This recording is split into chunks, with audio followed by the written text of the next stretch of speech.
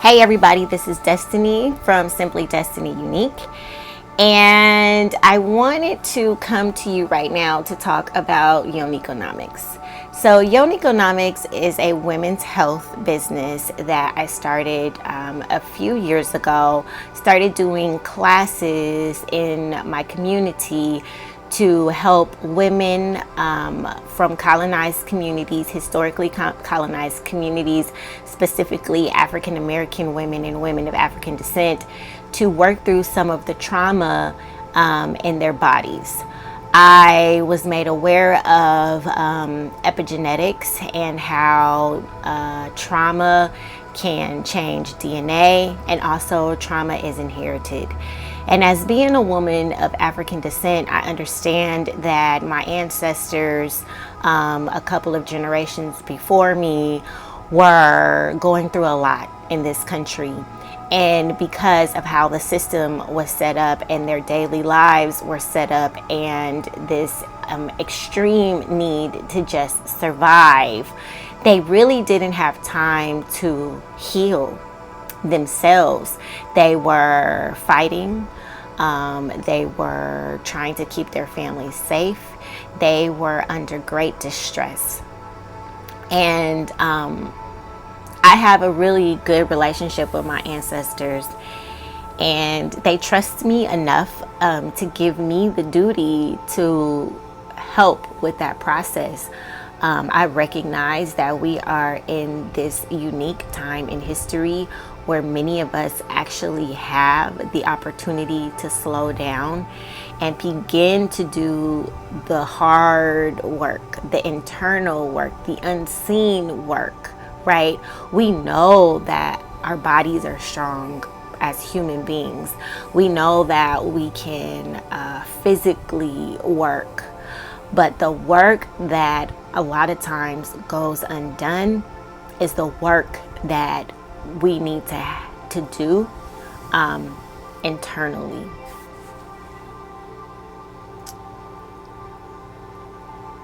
So with that being said,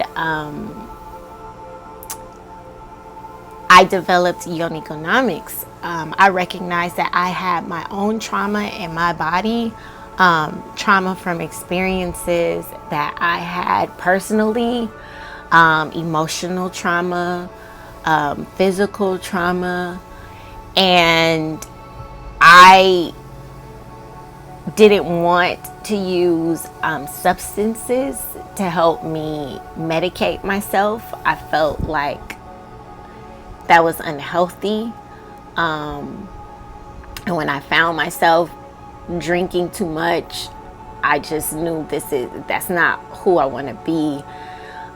When these triggers come up and when the pain arises or when experience happens that kind of throws me off, I didn't want to resort to substances. That's just not what I wanted. So I went on this search to find things that really helped me feel better. I went on this search to redefine self-care.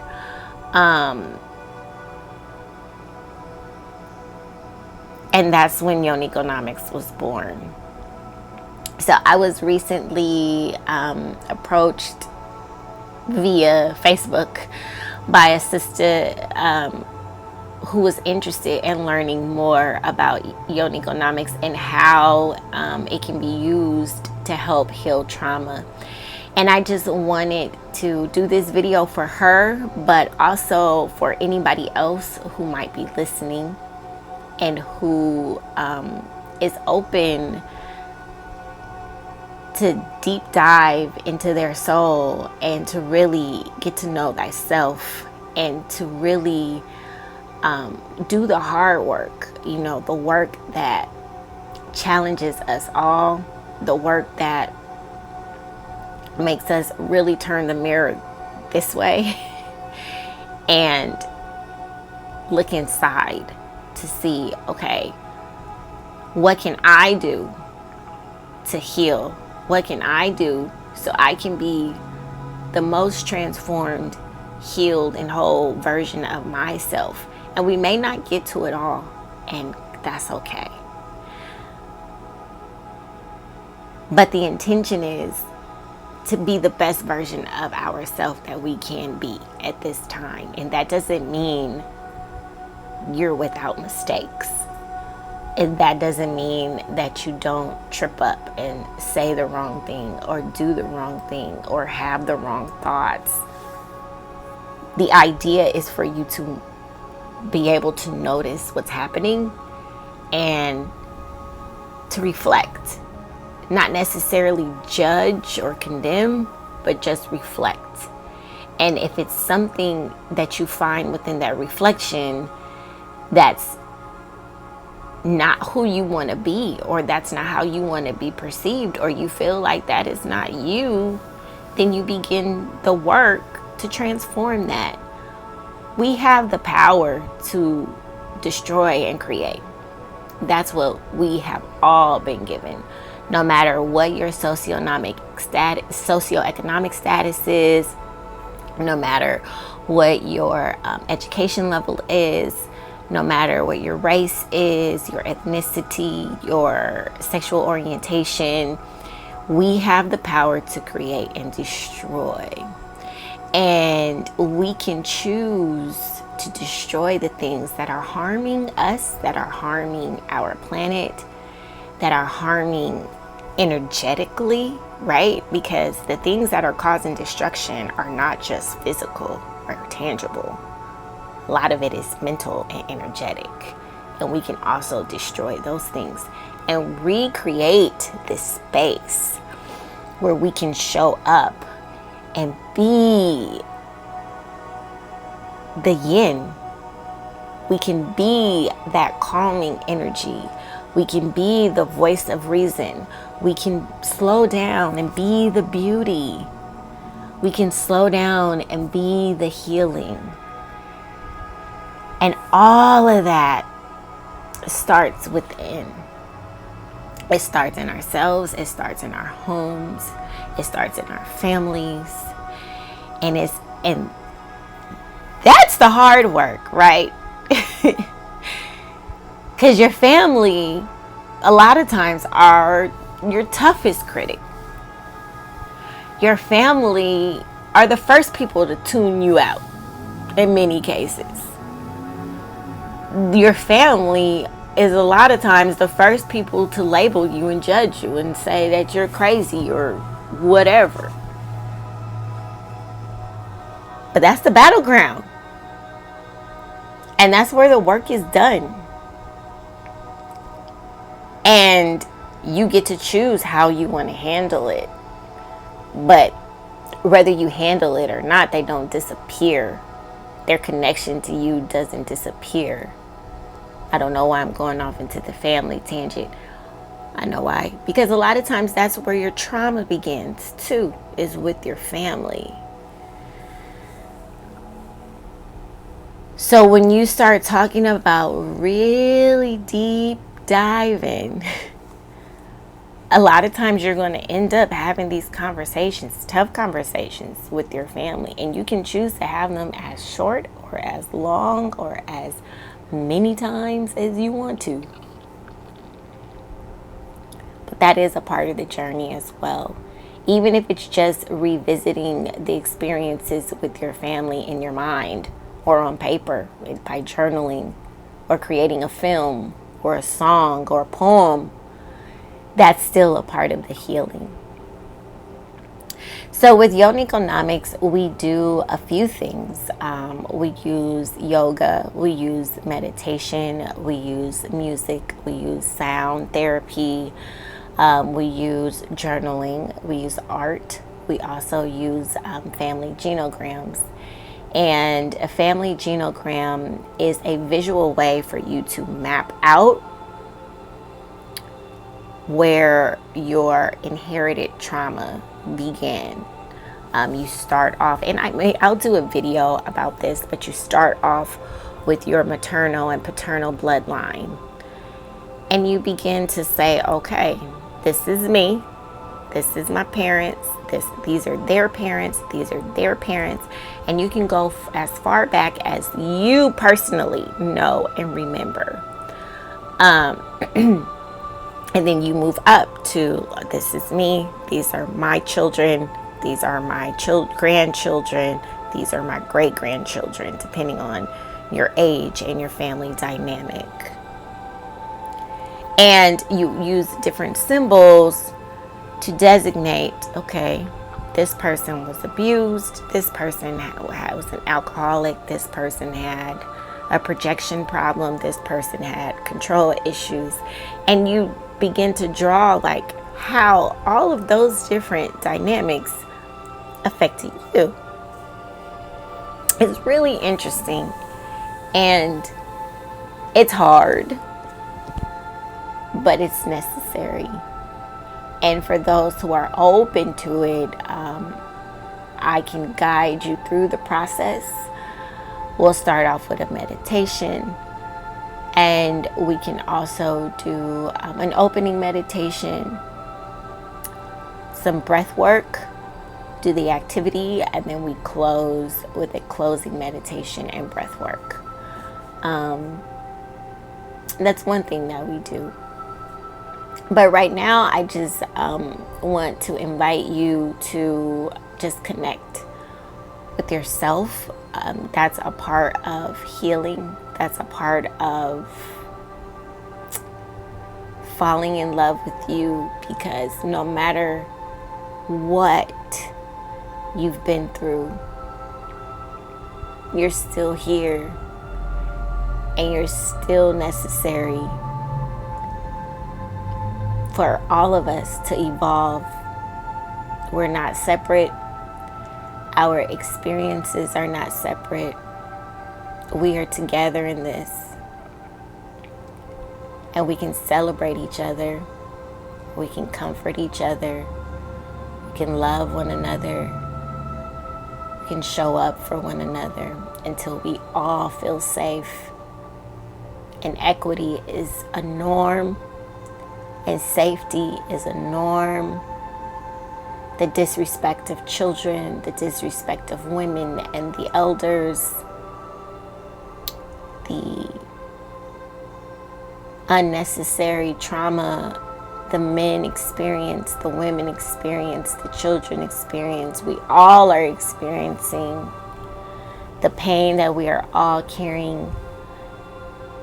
We have to create space an opportunity for us to sit and slow down and deal with that stuff. We can no longer continue to just power through it. It's not healthy. It is causing us to pass down unhealthy traits to the next generations.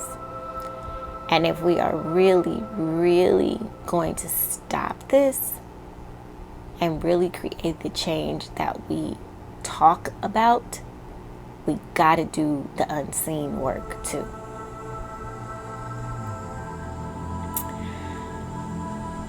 So, let's start by sitting up tall. And this is just a simple exercise that you can incorporate into your daily activities. Once in the morning, once in the evening, whatever is really realistic for your schedule. And we're going to take our hands, we're going to place them on our heart. Let your intuition be your guide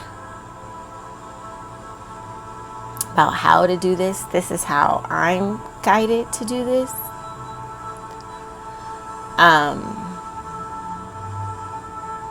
You can do one hand on the heart, one hand on the belly, one hand on the heart, one hand on the yoni, wherever you're feeling where that other hand should be. But starting off, I like to place both hands here on my heart.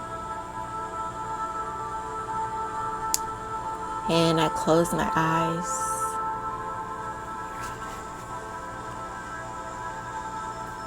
And just begin to feel my heartbeat.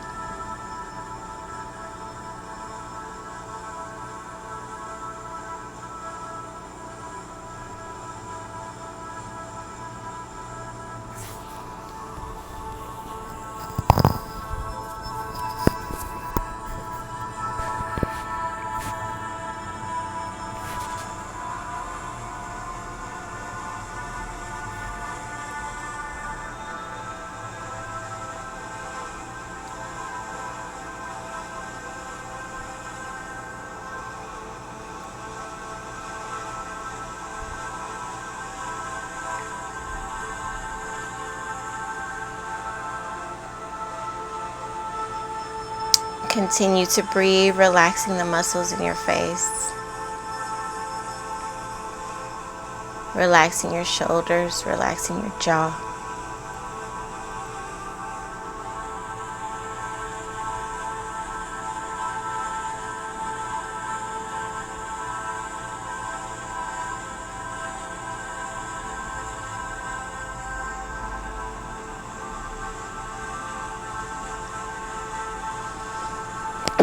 Excuse me.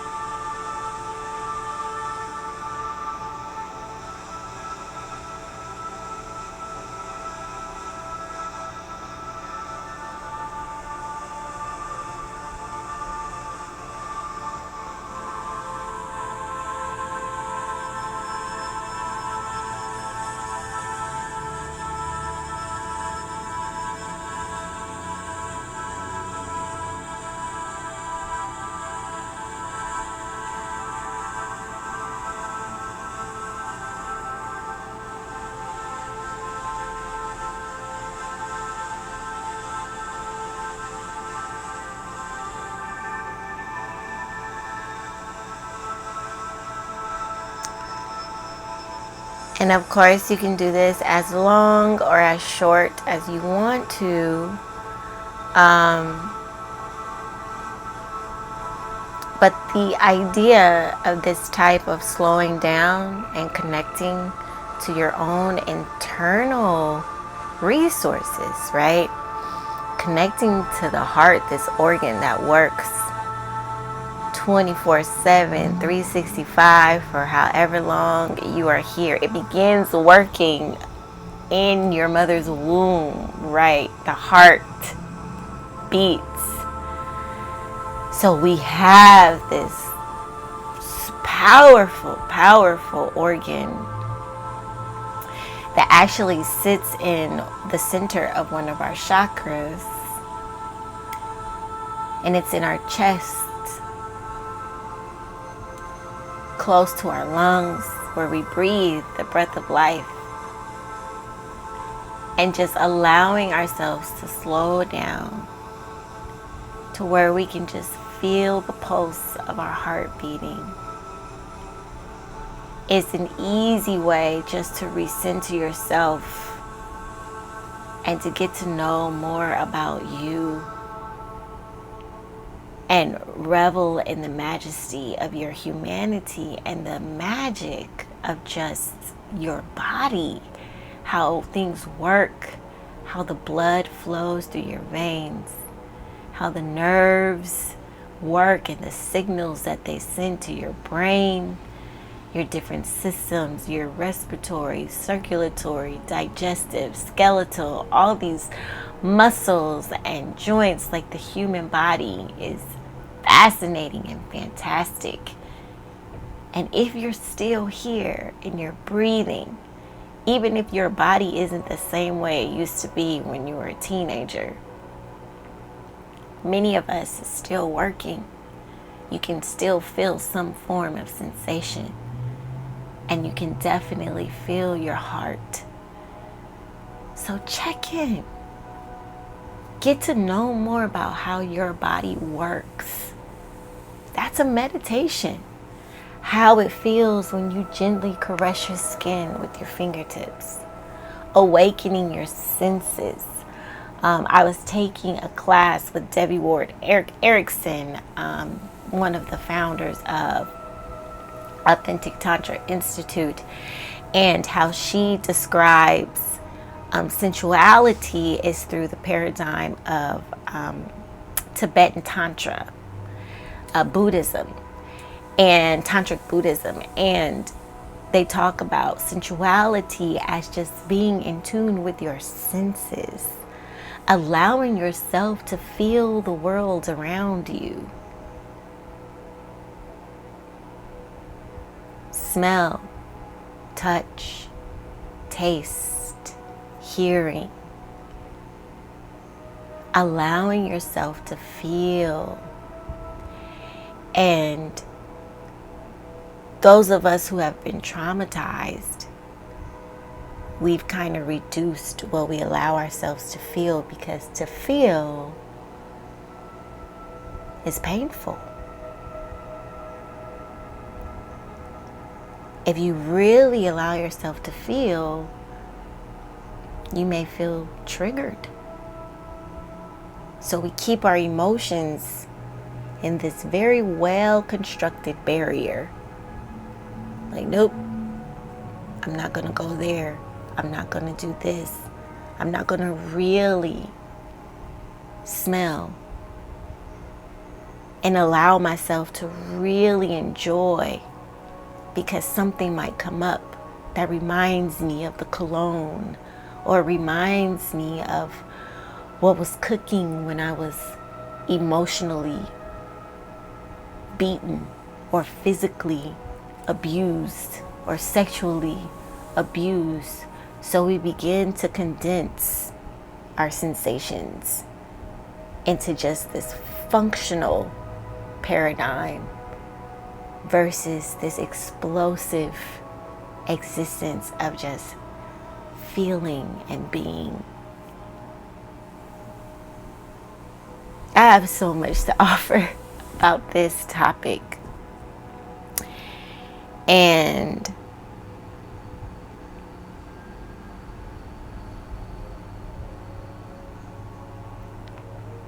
I really do want us to be able to heal through some of this shit. And I have done a lot of work to heal through some of my shit, and I know I'm healing through some of my granny shit. And it ain't easy. But that's what I was sitting here to do it. So I can navigate these spaces easier than some.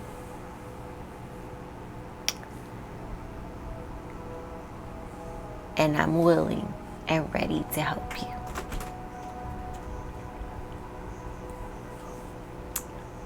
Ashe.